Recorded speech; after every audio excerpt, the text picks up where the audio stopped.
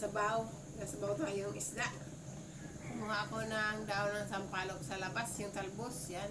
Talbos ng sampalok. Lagyan natin ng okra, kangkong, at siling berde. Ayan, siling berde. Meron ako pinapakulong kamatis, onion, garlic, luya, paminta. Ayan, pinapakuloan ko guys. Magluluto tayo sinabawan. Ito, nagsasaing na din ako. Oh. Itlog sa ibabaw para kay Sophia yung itlog.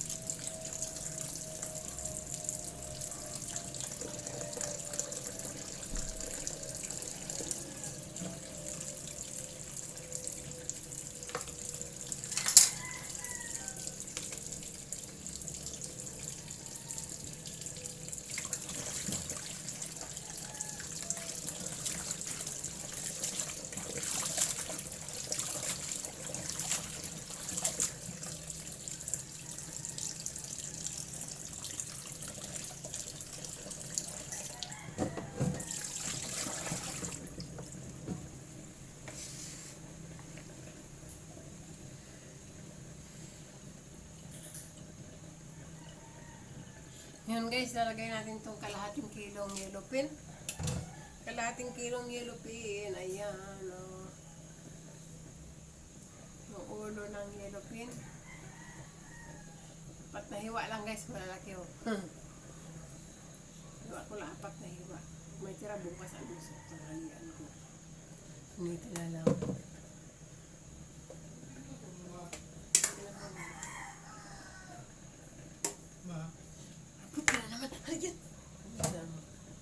Sabi, hinigaw. Hindi ko ano si Penso ko, ma? Yuh! Kasi yung si Balong ko sa mga trabaho ko. Isaksak ko lang ma.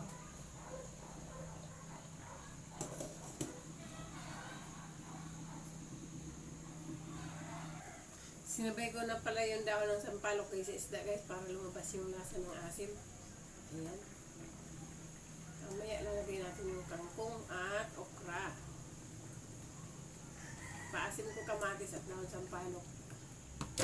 Kulang ang lasa, lalagyan pa natin ng original sinigang. Lagay tayo guys ng patis guys.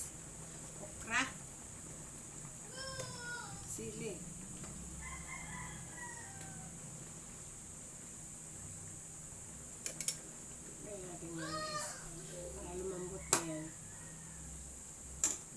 Patis. Pampasarap ng sabaw.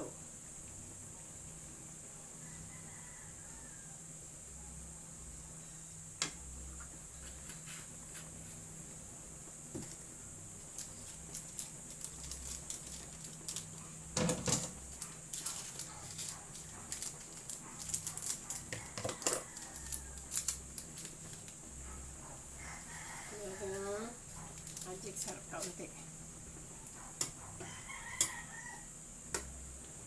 Natin itong dahon ng kangkong. Malaki yung mataba yung kangkong guys. Takpan natin para maluto. Lagyan natin yung pampaasim. Yan guys, thank you so much. Luto ng ating sinigang na tuna. Sinigang na tuna with daon sampalok, kamatis, ayan, okra, kangkong. Yan lang guys. Thank you for watching. Ayan, natimplahan ko na guys. Okay na siya. Thank you for watching. God bless.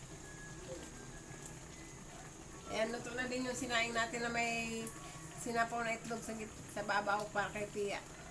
Thank you guys. God bless.